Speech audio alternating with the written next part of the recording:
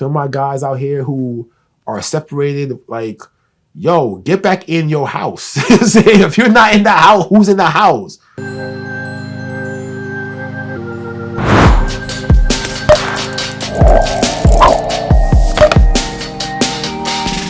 Yo, this is Donovan Anderson, the founder of 30 Mighty Men Ministries, also the founder of Clean, the tools to achieve sexual integrity for the Christian man. So, one thing that's a tough word for guys, man, especially guys like myself, didn't have my father, but didn't grow up seeing my father, definitely not in union with my mother.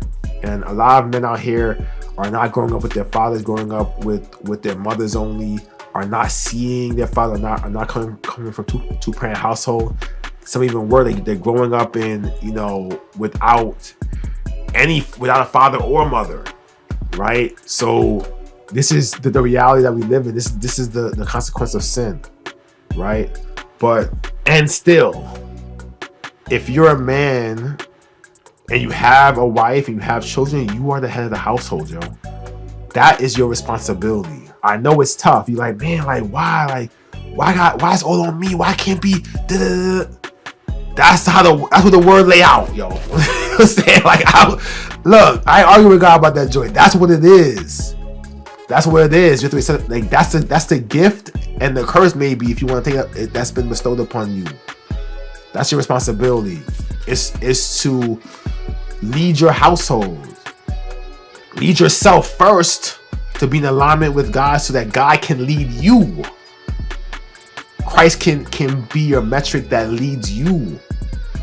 But through that, you're leading your household, you're leading your wife, you're watching her with the word, making sure that she's in alignment with God, that her salvation is secure. You're the priest of your household. You're then ensuring that your children know God, right? That they're following God, that at least they have the choice. It's one thing to be like, I don't follow God.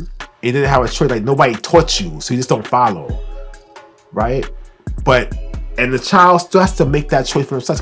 My children all the time, like, look, I'm going to teach you all that I know about God. We're going to go through this word and we're going to read it and we're going to know it.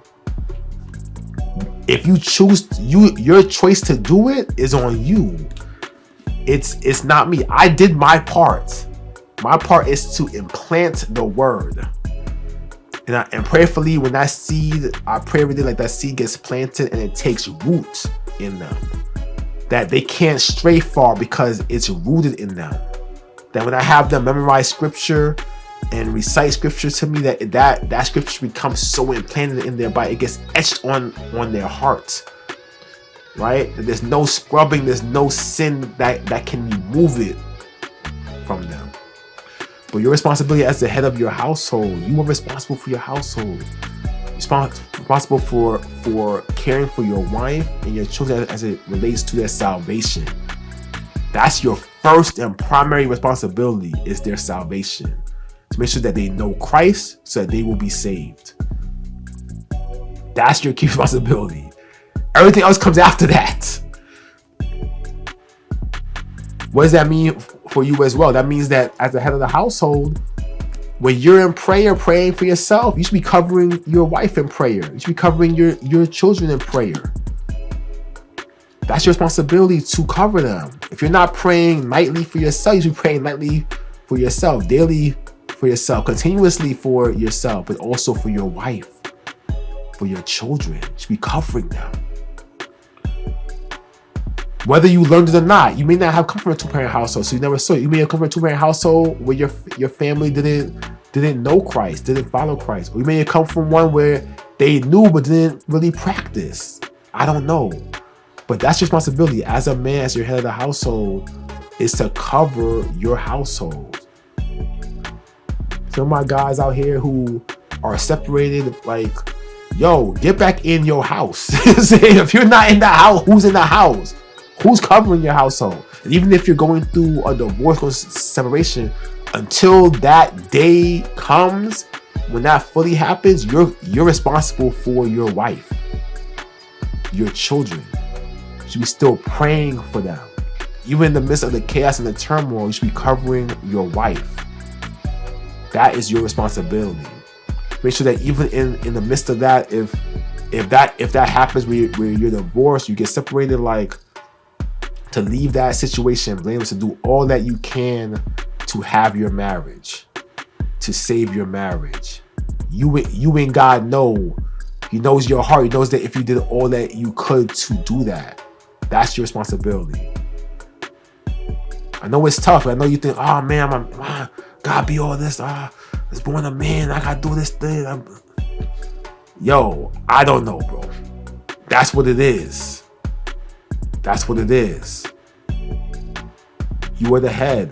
That's the responsibility that he's giving. He's giving the woman responsibilities as well. Ones that you don't have. You might be able to say, why you gotta carry this baby? Why you gotta do? That's what it is, yo. I can't carry the child.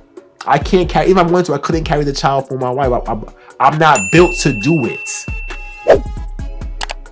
But for you, man, who are listening right now, who may be coming through clean, maybe a part of clean, if you're married, that's your responsibility.